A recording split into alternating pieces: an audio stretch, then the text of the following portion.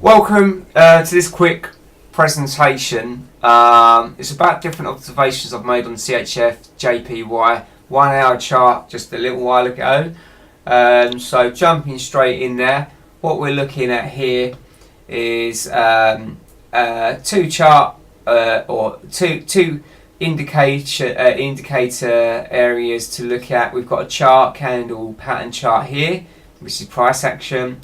What we have here is buying and selling, and then we have an RSI indicator in blue and stochastics indicator here. So the dotted line here, you can just barely make it out, and there's a 20% dotted line here, and that is the 80% mark. The strategy I want to use at the moment, or at least one of them, one of the tactics, when this line touches from above 80 to the 80 point mark, 8% mark, and it's passing through that 8% threshold, providing the orange line is below the red line and the blue line is below the orange line, we should go short. And as you can see, when that happens, there's a nice trade to be had. Next slide.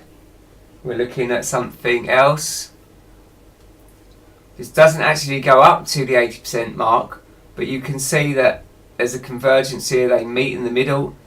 For a few candles, it's flattened out here, but we can see here dropping down.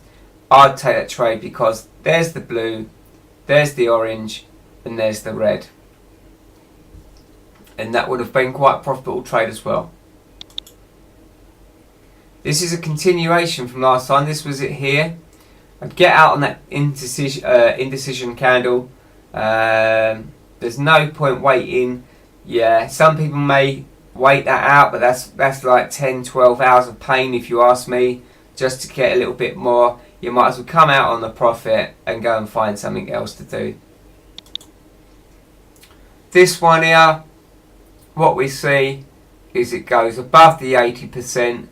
At this point here, you think, right, well, the rules are we go short here. This is a bit different because this blue line, we always have to be aware of Confluence, and this blue line is not going away from the orange line, it's going directly towards it with a potential to pass straight through it. And that's exactly what it happens. It's on the upward increase here, whilst this is on a decrease. The blue line actually becomes above the orange line, which breaks the pattern formation. If the blue line was to fall away, that would have been going down. It doesn't, it continues up, so you don't want to take a trade like that.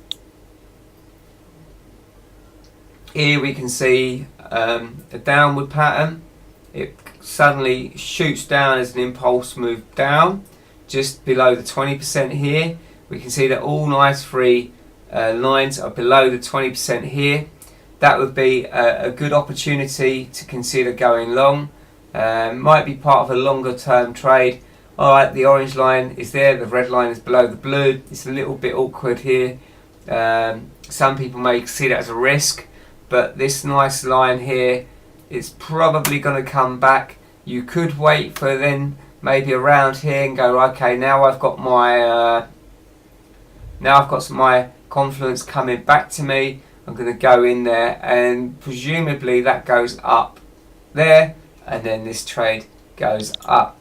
So this is a couple of observations I've made. I'm sharing them with you. I'm going to be including that into my strategy, and if you like this sort of stuff, just let me know and I'll do more of it.